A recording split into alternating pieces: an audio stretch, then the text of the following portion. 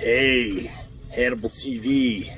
It is the king of Connecticut here, and got an opportunity to listen to Hannibal talk about this Brawl for All documentary. Not a big fan of the Vice series Dark Side of the Ring, as you know from my last commentary, but I was intrigued by this, so I went back and I listened to it, and God, they outdid themselves with their just pure awfulness and complete bullshit. First of all, when I look at the Brawl for All, I look at it from a different perspective.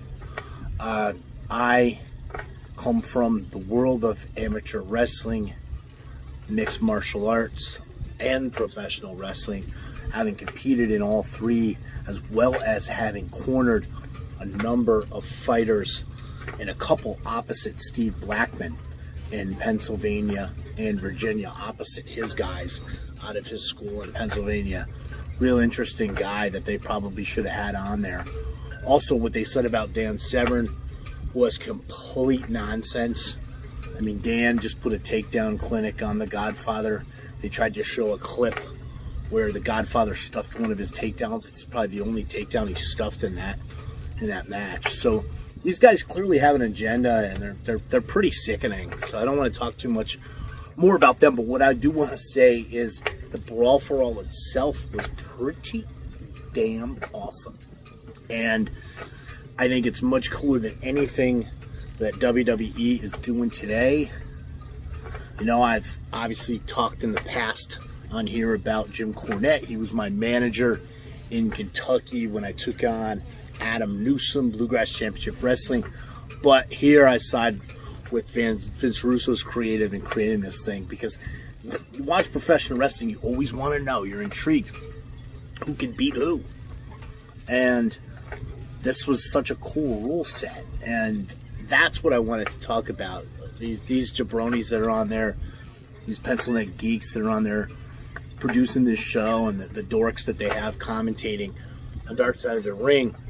You know, these guys, to take a line from Jim Cornette, these guys would find themselves in a men's locker room. If they ever did, they'd be whistling Stranger in Paradise. But the rule set for Brawl for All is pretty damn cool. And I go back to the year 2007 when I was training at Combat Submission Wrestling with Eric Paulson, which was one of the top MMA gyms out in California. Eric and I did a great book together, Rough and Tumble, after that and around that time period. And Eric had created this thing that he called shoot boxing, which was really cool. Great training, especially for guys like me coming from wrestling and grappling and judo into MMA. It's basically you put on the gloves, you can box, and you can go for takedowns. And it was exciting. And Eric, to my knowledge, was the one that created that back in the 80s when he was training for Shuto matches. So I thought the Brawl for All was pretty awesome.